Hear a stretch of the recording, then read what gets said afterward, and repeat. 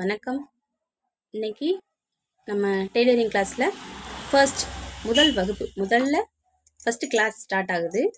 அதில் நம்ம என்ன தெரிஞ்சுக்க போகிறோம் அப்படின்னா, ஃபஸ்ட்டு பேசிக்காக நம்ம தையல் பழகிறதுக்கு என்னெல்லாம் தேவைப்படுது அப்படின்னு நம்ம பார்க்க போகிறோம். என்னென்ன பொருட்கள்னு சின்னதாக என்னென்னலாம் தேவைப்படுதுன்னு நம்ம தெரிஞ்சுக்க போகிறோம். அதுக்கு முதல்ல முக்கிய தேவை என்னென்னா, ஒரு நல்ல தையல் மிஷின் தேவைப்படுது. நமக்கு தையல் கற்றுக்க போகிறோம். முக்கியமான பொருளே தையல் மிஷின் தான். எந்த டெய்லர் மிஷின்னாலும் ஓகே தான், எதுனாலும் ஓகே தான். ஆனால் நம்ம முதல்ல வெரி ஃபஸ்ட்டு நம்ம மிஷினே எதுவுமே தெரியாது, நம்ம எதுவுமே பார்த்ததே இல்லை, இப்போ தான் நம்ம புதுசாக தையல் கிளாஸ்க்குள்ளே போகிறோம் அப்படின்னா, ஃபஸ்ட்டு நம்ம என்ன கற்றுக்க போகிறோம் அப்படின்னா, மிஷினை பற்றி கொஞ்சம் தெரிஞ்சுக்கிடணும். எப்படி ஆப்ரேட் பண்ணுறது, எப்படி பெடல் பண்ணுறது அப்படின்றத தெரிஞ்சுக்க போகிறோம். ஃபஸ்ட்டு அதுதான் முதல் கிளாஸ். இன்னைக்கு முதல் வகுப்புலேயே நம்ம என்ன பண்ண போகிறோம்னா, பெடல் போட்டு கற்றுக்கிட போகிறோம். அதுதான் முதல்ல முக்கியம். அதுக்கப்புறம் நீங்கள் என்னென்னலாம் கையில் வச்சுருக்கணும் அப்படின்னா, நல்ல ஒரு மிஷினு, அப்புறம் இன்ச் டேப்பு அளக்கிறதுக்கு இதெல்லாம் வச்சுக்கிடணும். ஆனால் இப்போ ஃபஸ்ட்டு கிளாஸில் இது தேவையில்லை, நம்ம பெடல் பண்ணி தான் கற்றுக்கிட போகிறோம். ஆனாலும் என்னென்ன தேவை அப்படின்றத நான் சொல்லிடுறேன். இன்ச் டேப்பு நம்ம எப்பயும் ஃபஸ்ட்டு தலகாணி உரை அந்த மாதிரி தான் தைக்க போகிறோம் ஃபஸ்ட்டு. அதனால் அளக்கிறதுக்கு ஒரு நல்ல டேப்பு, அப்புறம் ஒரு சிசர், பிளாஸ்டிக் சிசர் எதுவானாலும் ஓகே தான். உங்களுக்கு இரும்பு சிசர் பிடிக்க முடியும் அப்படின்னா இரும்பு சிசர் வாங்கிக்கோங்க. இல்லை பேசிக் எனக்கு சிசர் பிடிக்க கூட தெரியாது அப்படின்றவங்க இந்த மாதிரி பிளாஸ்டிக் சிசர் வாங்கிக்கோங்க. கொஞ்சம் வெயிட்லெஸ்ஸாக இருக்கும், கட் பண்ணுறதுக்கும் கொஞ்சம் ஈஸியாக இருக்கும்.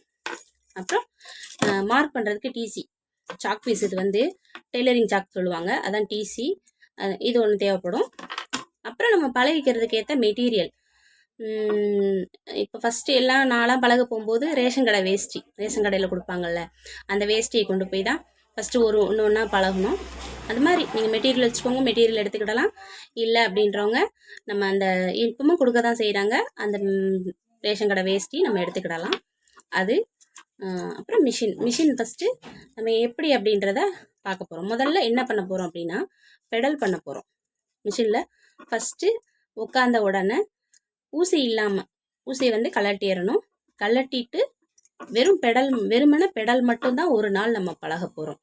அதை நீங்கள் ஃபுல்லாக ஒரு நாள் முழுக்க ரிட்டன் திரும்பிடாமல் நம்ம பக்கமே வீல் சுற்றுற மாதிரி நம்ம அதை நம்ம முழுசாக நம்ம கண்ட்ரோலுக்கு கொண்டு வர போகிறோம். அதுக்கு நீங்கள் என்ன செய்யணும்னா, எடுத்தோன்னே ஒரு மணி நேரம் பழகிட்டு அடுத்து டக்குன்னு ஊசி மாட்டிட்டோன்னு போகக்கூடாது. கொஞ்சம் பொறுமையாக கற்றுக்கிட நம்ம இன்ச் பை இன்ச்சாக சின்ன விஷயங்கள் கற்றுக்கிறது ஃப்யூச்சரில் நம்ம தைக்கும்போது அது நம்ம எல்லா நுணுக்கங்களையுமே ரொம்ப ஈஸியாக கற்றுக்கிற மாதிரி மைண்ட் செட் நம்ம கொடுக்கும். அதனால் கொஞ்சம் அவசரப்படாமல் ஒரு நாள் கிளாஸ் எடுத்தோம் அப்படின்னா, இன்னைக்கு ஃபுல்லாக நீங்கள் பெடல் பண்ணி உங்கள் கைக்கும் மனசுக்கும் தெரியணும், ஓகே நம்மளால் பெடல் பண்ண முடியுது, நம்ம கண்ட்ரோலுக்குள்ளே வந்துருச்சுன்னு. அது வரைக்கும் நீங்கள் பெடல் தான் பண்ணணும். இன்றைக்கி முதல் வகுப்பில் நம்ம பெடல் எப்படி பண்ணுறது அப்படின்னு தான் பார்க்க போகிறோம். வாங்க நம்ம போய் பெடல் போட்டு தையல் பழகலாம்.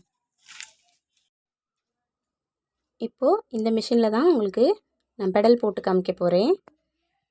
இது என்னோட ரொம்ப முக்கியமான மிஷின்னே சொல்லலாம். நான் கடை ஆரம்பிக்கும்போது இந்த மிஷினை நான் செகண்ட் ஹேண்டில் வாங்கியிருந்தேன்.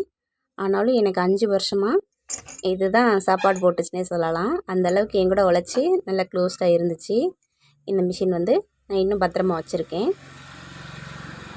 ஊசி எப்படி மாட்டுறதுன்னு நான் அடுத்தடுத்த கிளாஸில் சொல்லித்தரேன். அதனால் பார்த்துக்கோங்க. இந்த மேடு பள்ளமாக இருக்கிற பக்கம் நம்ம வலதுக்கு கை பக்கம் இருக்கணும்.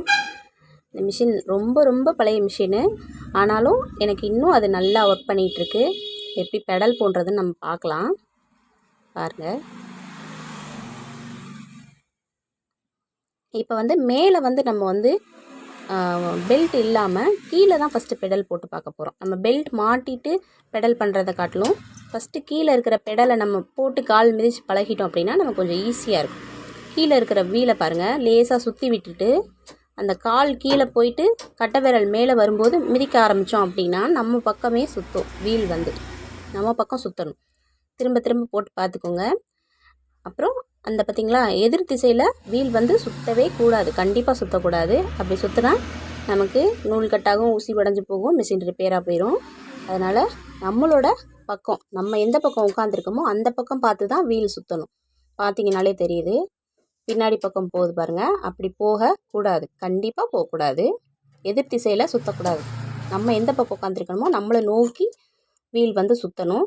அந்தளவுக்கு மிதிக்கணும். அது எப்படின்னா நீங்கள் வீலை லேசாக கையில் சுற்றி விடணும். சுற்றுறேன் பாருங்கள். சுற்றி விட்டுட்டு நம்ம பெருவிரல் மேல் நோக்கி போகும்போது மிதிக்க ஸ்டார்ட் பண்ணிட்டோம் அப்படின்னா அப்படியே ரொட்டேட் ஆகிட்டு நம்ம பக்கமே வீல் சுற்றிகிட்டே இருக்கும். இப்படியே ரெகுலராக நீங்கள் போட்டு போட்டு பார்த்துட்டே இருக்கணும். பழகிட்டோம் அப்படின்னா எதிர் திசையில் கண்டிப்பாக சுற்றக்கூடாது. அப்படின்னா நம்ம இன்ஜின் ரிப்பேராக போயிடும். அதனால் நம்ம பக்கமே சுற்றுற மாதிரி பெடல் போட்டு பழகணும். ஃபஸ்ட்டு நம்ம பெல்ட் எதுவும் இல்லாமல் கீழேயே போட்டு பழகிட்டு அதுக்கப்புறம் தான் நம்ம இப்போ வந்து மேலே பெல்ட் மாட்டிட்டு மறுபடியும் பண்ண போகிறோம். இப்போ என்னோடய மிஷினில் பெல்ட் இல்லை, நான் மோட்ரு மாட்டியிருக்கேன். இருந்தாலும் எப்படி சுற்றணும்னு நான் உங்களுக்கு சுற்றி காட்டுறேன் பாருங்கள்.